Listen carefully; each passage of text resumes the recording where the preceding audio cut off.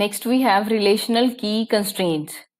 This is the most important topic of this subject, as we are going to face all the questions and all the competitive exam questions based on the key constraints only. So what are these key constraints? Let's check in the lecture. So key constraints, relational integrity constraints, we also call them. The constraints are the condition that must hold on all the valid relation instances. Means if I am saying that a person should clear the +2 with this much percentage to be eligible for the BTech. So this is the constraint for admission in BTech. So like this way, we can have different conditions for a valid instance. Suppose I need the person should be of age greater than equal to 18 to be part of this system, or to be have a account on the Facebook. So these are the type of condition or constraint that we need to check in the DBMS or in tables while entering the data, or while inserting the data into the data, while updating the data into the table. So these constraints should be maintained and leave the table in a consistent stage. So let's check. These constraints are, first one are key constraints. Next we can have entity integrity constraints. These are a different type of constraint that we will discuss later. Next we have the foreign key or referential integrity constraint. So in this lecture we are going to cover key constraint and foreign key referential integrity constraint. So please attentive for this and also note down these topics and examples. DBMS keys constraints are: a key is an attribute, also known as column or field, or a combination of attribute that is used to identify a record. In simple terms, key a is an attribute that is used to identify the complete record, complete row. Okay, and we can have a single attribute for the key, or we can also have the combination of attributes to work as a key for a table. Okay, and key should be eligible, or key should be having the property of identifying each and every record of the table uniquely. Sometimes we might have retrieve data from more than one table. In those cases, we require to join tables with the help of keys. Okay, as we have taken the example in last lecture, in third lecture, we can have multiple tables in a database, and we need to link the tables through keys. For example, we had taken the example of employee database, where we are having the employee ID and as SSN number, and the department are identified by the department number, projects are identified by project number. So if we want to get information that is related with multiple tables, we can have query with multiple tables as well.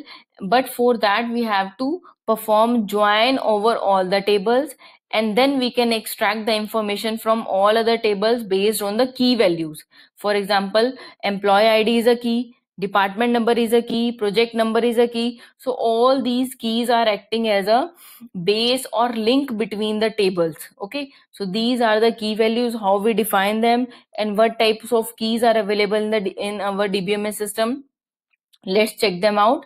The purpose of the key is to bind the data together or link the data together across multiple tables without repeating all the data in every tables. Okay, we have discussed this concept in detail in lecture 3. So for example, let us suppose we have an employee table with attributes employee ID, employee name, address, department ID, salary, etc. field we can have. So what are the keys possible for a table? For example, we have the employee table. What are the various keys possible for a table? Are, first type of keys are super keys. Next we have candidate keys. Third type of keys are primary keys. Foreign key or referential integrity constraint. Most important is the foreign key referential integrity constraint. And next is the alternate key. And last is the secondary key. Okay, so let's take these keys one by one and please also note down all the examples and the definitions.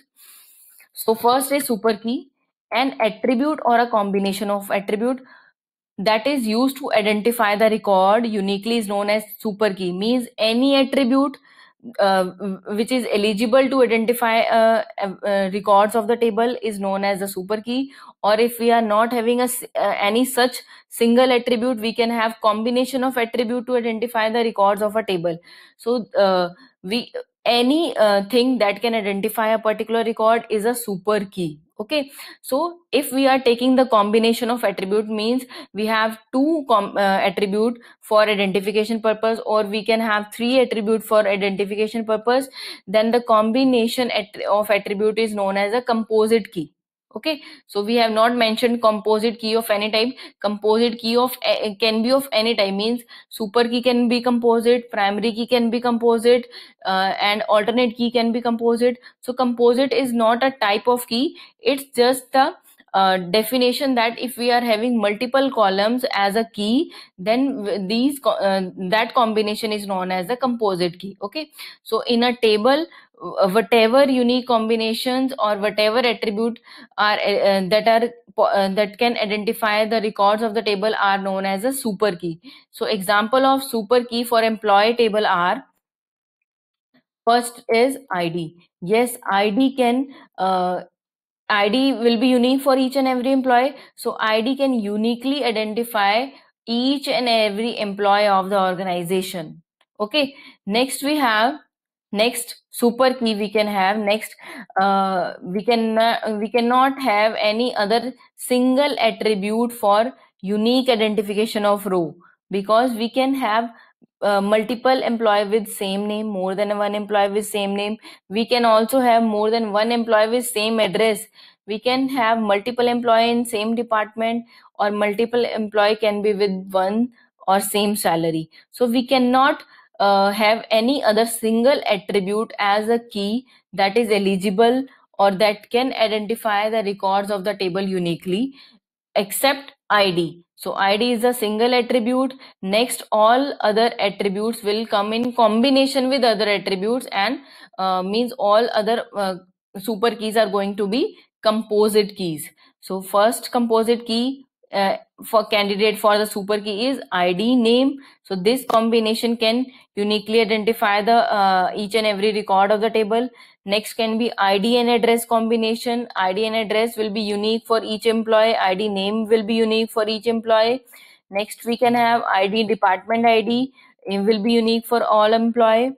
And next we have ID and salary. Or we can simply check that if we have any attribute that can uniquely identify the records of the table, we can have or any combination with that particular attribute that will surely identify the records uniquely. Okay, so other unique we have composite key is name and address. Yes, we can say that no other combination is having name and address as a subset.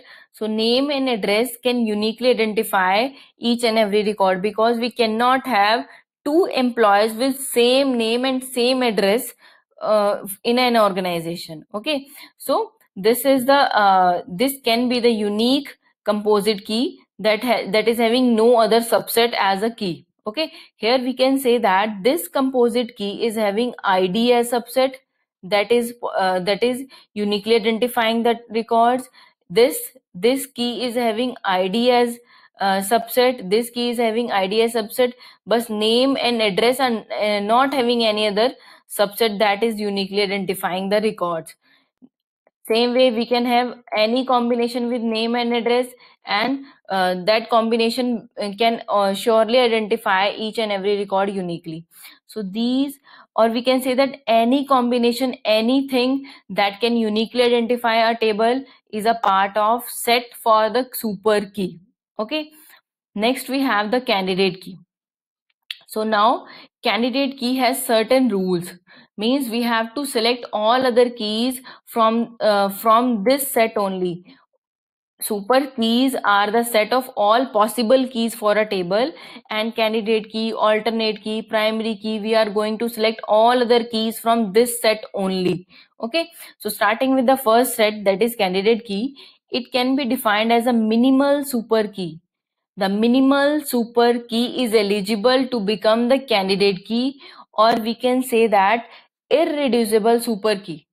Okay, so these are the conditions for a super key to become the candidate key. In other words, we can say that an attribute or a combination of attribute that identify the record uniquely, but none of its proper subset can identify the record uniquely. Okay, so in the last example, if we check carefully, the only two keys, first is ID and second is name address, that is having no other subset that are uniquely identifying the records. For example, if we are taking ID address, so this ID address is having,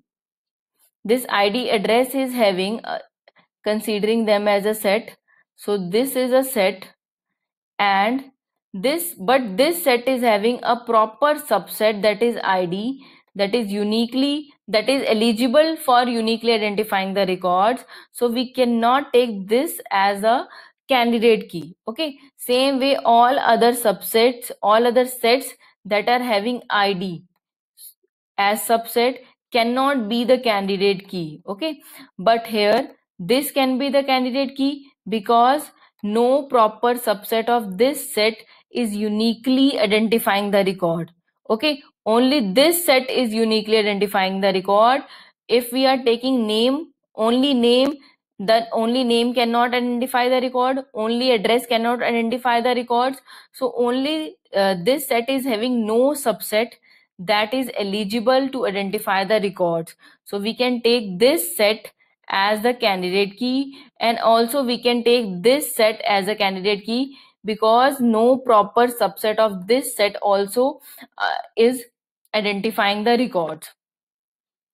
So in the employee table, we are having only two subsets or sets that are having no proper subset, means we cannot further reduce these keys, means we cannot reduce the ID, we cannot reduce name and address. This is a composite key. This complete is a key, means two attributes are acting as one key, so this is a composite key.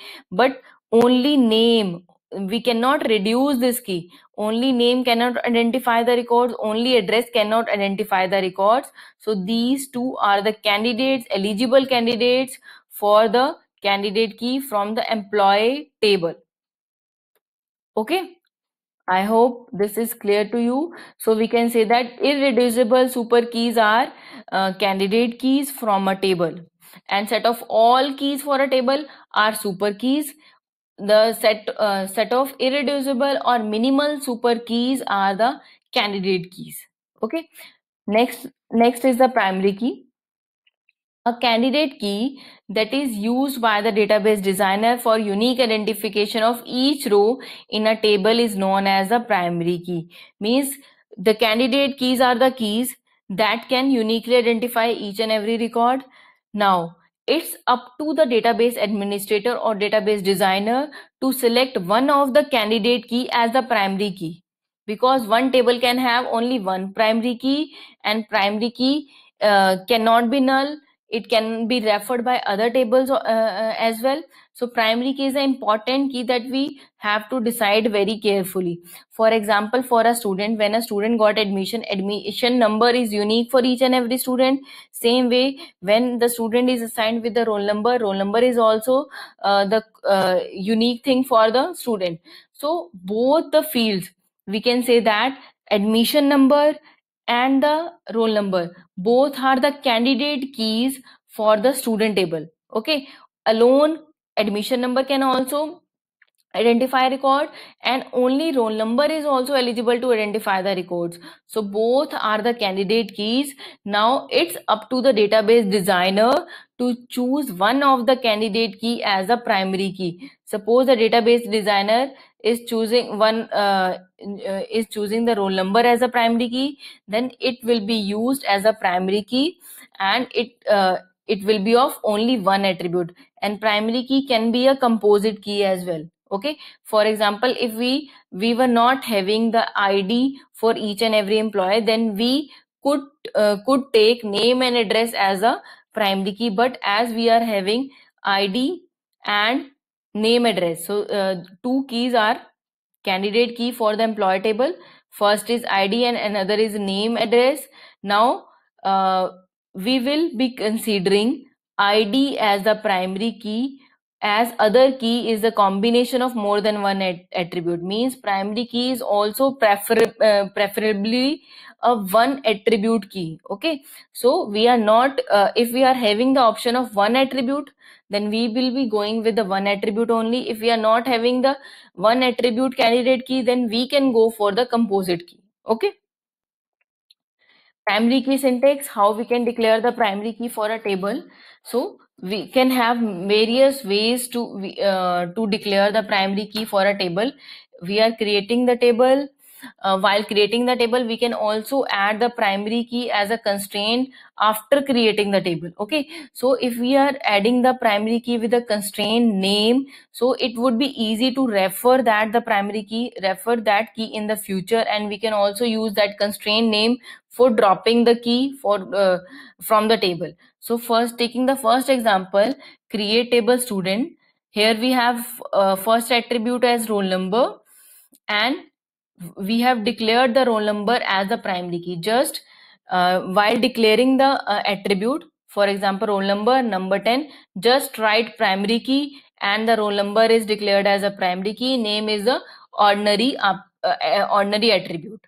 Next method we can have as create table student, roll number, name, character. Means once we are done with all the attributes, then we can have one comma, and after that we can define that primary key is roll number. So we can also list primary key after declaring all the attributes. So this is one another way of declaring the primary key of the table. Next way is if we are giving a name to the primary key constraint. So primary key and other keys are also constraints, so we can also assign a name for that particular constraint. For example, here we are creating the student table with two attribute, name, address, and after that, after the attributes are declared, we are defining the primary key attribute as name and address. Here we are taking the primary key as a composite attribute. Okay, so here we are taking name and address as a composite attribute. Next, now we are also giving a name for the primary key constraint. So constraint name is pri_k primary key constraint, and the primary key is name comma address. So composite key is taken as a primary key for this table. We could also have a roll number or name or single attribute as a primary key with constraint name. Next we can have for example, single attribute as a primary key, roll number, number 10, name, character type, and constraint name is primary key, and the constraint type is primary key over the attribute roll number in last with constraint name. So these are the methods. While declaring the attribute, we can simply write the constraint with the attribute, or we can write the attribute after declaring all the attributes as primary key. We can also give a name, assign a name to the attribute, like here we have assigned the pri_k for the primary key constraint. So you can refer this name in future for further dealing. For example, if we want to drop the primary key constraint, then we can drop it simply by using the constraint name pri_k. Next, we can suppose we have not created the primary key while creating the table. Means while describing the structure of the table, we forgot to define the primary key. So we have the alter command, as alter command is responsible for changing the structure of the table. So we can use alter command to add the primary key to the table as well.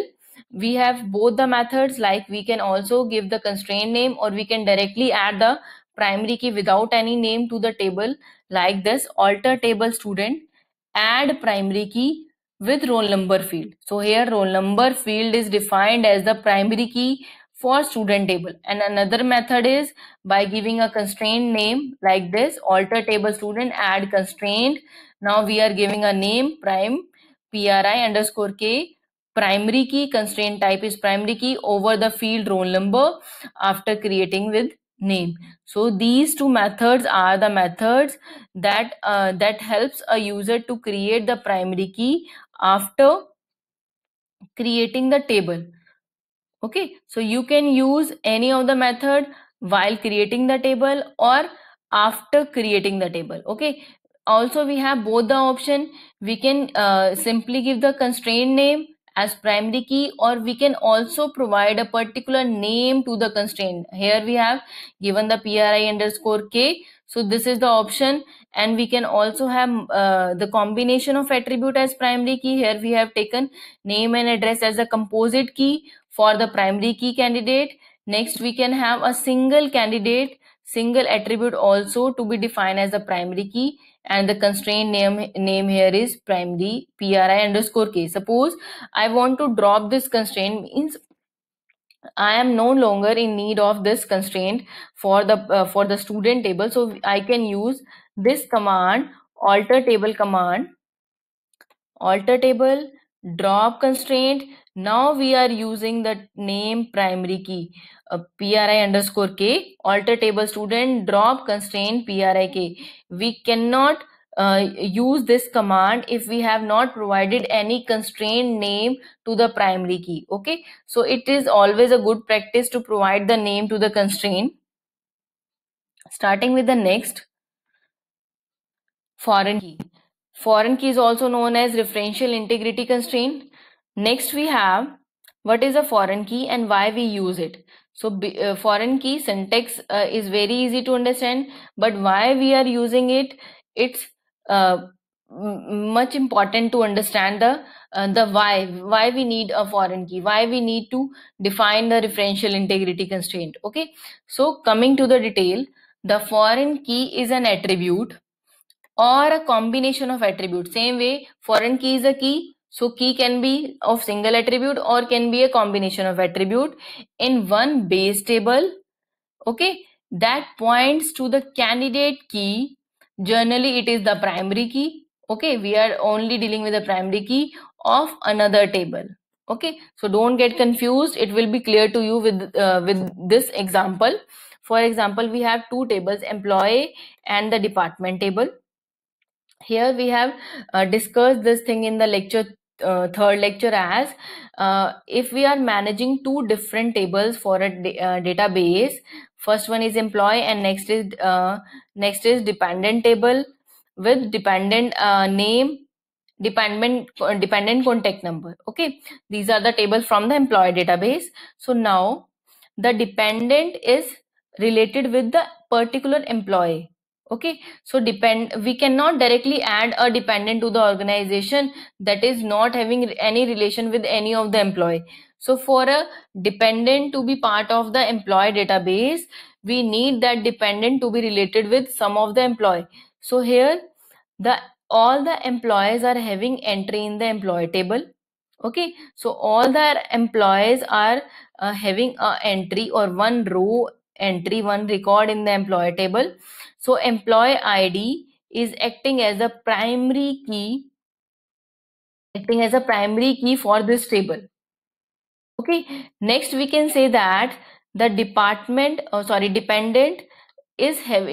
is also depend on the employee. Means only the dependent entry will be there if and only if the dependent is related with any of the employee. For a dependent to be part of employee database, it need to be linked with any of the employee. So here we have the same employee ID for which a dependent is related. Okay, next, taking this example of manager ID means who is the manager for a particular employee. Okay, and manager is also an employee, so manager is also having its own entry for the employee table, because manager is also part of the organization, and everyone, those who are part of the organization, must be having entry in the employee table. Okay, so manager is also part of the employee table. So manager, one of the employee will become manager, so manager's ID will be the part of employee table, means somewhere we will be having the entry of manager as well with some of the, with its employee ID. So here we can say that employee ID is acting as a primary key for employee table, means employee ID will be unique for all the employees, but manager ID cannot be unique. Manager is one of the employee, so here we have the link, means a manager can only be manager if he or she is an employee first. So here we have the relationship like employee ID is the primary key for employee table, but they are referring to one of the manager or two of the managers, so these IDs must belong to this ID, means this ID must have entry over here, so this will act as the foreign key, and this employee ID is acting as a primary key for this table, means we can have the differential integrated relation within one table or within another table. For example, now for a dependent we need to be linked with one employee, and for this linking we need the employee ID should be having the entry with this employee ID. Okay, and if one of the employees is having entry over here, then this become the foreign key and this become the primary key. Okay, so we can clearly say that the primary key will be attribute that is uniquely identifying the table. For example, employee ID is the primary key for this employee table, and all other tables that are referring to that employee ID or that primary key are the foreign key for that table. Okay, so as the primary key cannot be null, or primary key is always unique, means we cannot enter duplicate entries to the primary key field, we cannot enter the null entries to the primary key, but foreign key can have duplicate entries. For example, here we can have multiple employees. Suppose I am having the employee with ID 101 and dependent as A. We can have same employee with dependent as B. Okay, so we can have repetition or duplicate entries for the foreign key, but we cannot have the duplicate entries in the primary key. Okay, and for a key to be a foreign key, here this key is a foreign key and it's referring the primary key of the employee table. Here by referring means that 101, if the 101 is listed here, then 101 should be one of the entry of this table also. Okay, otherwise we cannot have the dependent if the employee is not part of employee table. So this is the simple relationship. For example, for student, if we have the library table, account table, or department table, sports table, at every location the roll number is acting as a foreign key, and in the main table of student the roll number is acting as a primary key. Okay, so we can have duplicate entries.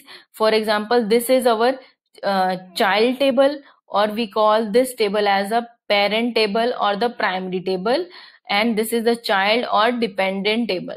Okay, and this is the refer table because child table is referring to the parent table. Okay, here we can say that dependent table is referring to the employee table, manager ID is referring to the employee ID. So we can have foreign key relationship within one table like here, or we can have foreign key relationship within multiple tables. I think this is clear to you. Let's take one more example for the differential integrity constraints. So foreign key conditions are and examples. Uh, there are certain conditions for the foreign key. First condition is record cannot be inserted into the detail table, detail or the child table if corresponding record is in the master table do not exist. Okay, for example, here we cannot have a dependent of the employee if the employee is not part of the company, means if the employee's entry is not here in the master table, then we cannot have the entry of that employee in the detail table. So this is the first condition. Record cannot be inserted into the detail or child table if the corresponding record is not present in the master table. Okay, and the second necessary condition is record of the master table cannot be deleted. We cannot delete the record from the master table until we have not deleted the record from all the child tables. Okay, for example, here we cannot delete 101 employee if we are having the entries in all other tables, means if we are having the entry of a student in the library table, if we are having the student having some of the dues in the sports table, so we cannot delete the student from the college, we cannot delete the student from the master table until we have not deleted the student from all other child or the dependent tables. Okay, so this is one more example. For example, we have the student with roll number and name, table with two columns, and we have the account table with roll number and due amount. So this is our, we can say that primary key. This is primary key and this is the foreign key. Okay, because this is the main table and all other table, for example here if we have library table, account table or sports table, all other, in all other table roll number is going to be the foreign key. So here the roll number is foreign key, but its primary key is roll number of the student table. Okay, so we can say that this is our master, primary or reference table. This is master, primary or reference table. And who is referring to this table? Accounts table. So accounts table is child or dependent table of the student table. Okay, so here is the syntax to create the foreign key constraint. This is very simple as the primary key. Create, now we have already checked the syntax of creating the student table in the last slide. So now let's check the syntax for creating the foreign key for this account table. So now we are creating the account table. Create table account, roll number, number 10. Okay, now for roll number, as roll number is a foreign key for this table, so roll number 10. Constraint, name is FK, you can give any name. The constraint type is foreign key. Now it's references, we have to use the keyword references student, and second field is due amount with the data type number, size is 10. Okay, so here we have not mentioned the attribute name because by default whenever we write like foreign key references student, here student is the table name and by default a table is going to refer the primary key only. Okay, so no matter whether we have mentioned the name of the attribute over here or not, we have just mentioned the name of the table as student. So now it's clear that roll number of account is going to refer the student's primary key and student primary key is roll number only. Okay, and the next syntax is where we can also define the name of the attribute, and after creating the table we can also list the name in bracket here, student bracket roll number, or we can also mention the constraint after declaring all the attributes as roll number, number 10, due amount, number 10. Now we are giving the constraint name as FK, and constraint type is foreign key, referring to the roll number, references student, roll number. Okay, so we are making it clear that the roll number of this table is referring to the roll number of student table. Okay, so we can also write simply here as references student. It is understood that it is going to refer the primary key only of the master or parent table. Okay, one thing, also make it clear that we can also rename the attribute here. Means it's not compulsory to use the same name for the foreign key attribute and for the primary key attribute. We can rename the attribute, we can always rename the attribute with the dependent table or the child table. Okay, it's not rule to take the same name. Okay, so if you are getting confused, you can take separate name for the roll number of dependent table and for the roll number of the primary table. Next, we have two different options also, as we have to maintain the conditions, like we cannot make entry to the child table until we have the entry in the primary table. Second condition was we cannot delete an entry from the master table until we have deleted all the entries from the dependent tables. Okay, so we can set two conditions also with the along with the foreign key, like on delete cascade, and second is on delete set null. So first is on delete cascade. This, if this option is set, a delete option in master table will trigger a delete operation for the corresponding record in all the child tables. Okay, for example, if we try to delete any record from the master table, for example, I am going to delete the roll number or from the master table, we and it's having the entry in the library table, it is having the entry in the account table, then I will not be allowed to delete the master table entry. Okay, but if we have on delete cascade option as set, then then it will automatically delete the entry from all the detail table. Okay, so if this option is set, the delete operation in master table, if we are deleting the record from the master table, then the records from all the dependent or child table will be automatically deleted.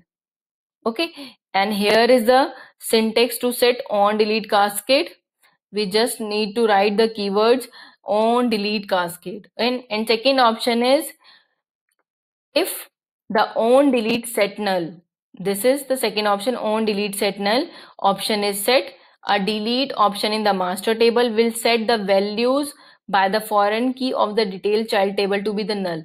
Means by this second option, if we are setting on delete set null, then if we are deleting some entry from the master table, then in all other foreign key tables or the child tables, that entry will be converted to the null entry. Okay, so this is, we can also set this by this simple syntax. Okay, so by this we will be able to delete the entry from the master table while keeping the entry in the respective dependent tables to be null. Okay, so these are the optional condition. If you want to check, you can check by implementing it, or you can just ignore them. This is the same table that we have referred in the lecture number 3 for the simple understanding purpose of the different tables and linking for the employee database. So here we have displayed the different tables for the employee database along with the linking. Here the managers or the supervisors employee ID, supervisor ID is also referring to the same table as the primary key, because supervisor is also an employee, so it must be having the entry in this table.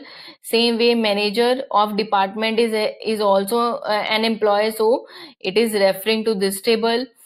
Next, department number in location table is referring to this table, so this is the primary table for this table, and this table is primary table for so many tables. Okay, employee table is primary table for department table, employee table is primary table for employee table also, and employee table is primary table for works on, dependent. Okay, so by these arrows we have just shown the uh, primary key, primary table relationship, differential integrated relationship within these tables of one database for employee.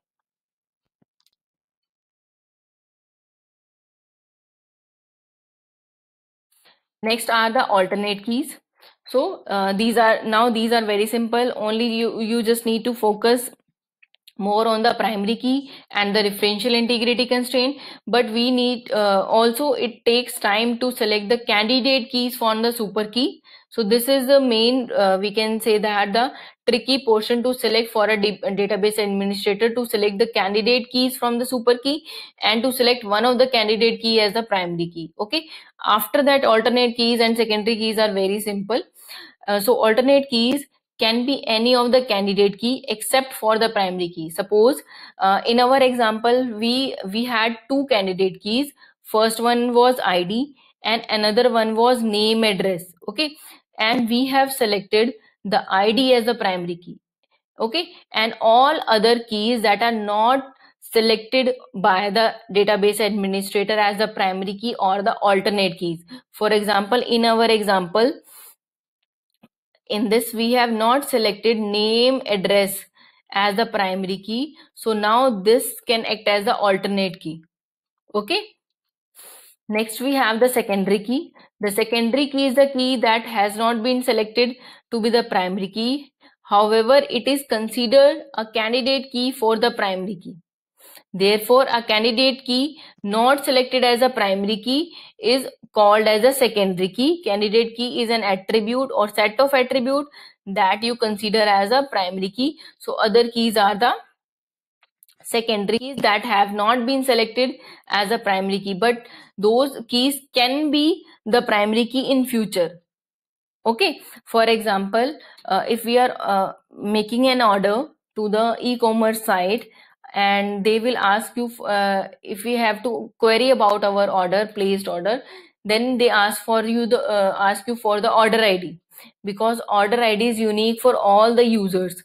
But if you don't remember the order ID, they will ask you for the alternate keys. So they will ask you for the phone number, registered phone number, they will ask you for the registered email ID, etc. So these are the secondary keys that are not selected as a candidate key, but that can be used as a alternate keys. Okay, if the order ID is not remembered by the user, and generally no one remembers the order ID, then here comes the role of alternate key. We can use alternate key to identify the record uniquely. Okay, thank you. Please make note of these keys, and please come with your queries in lecture.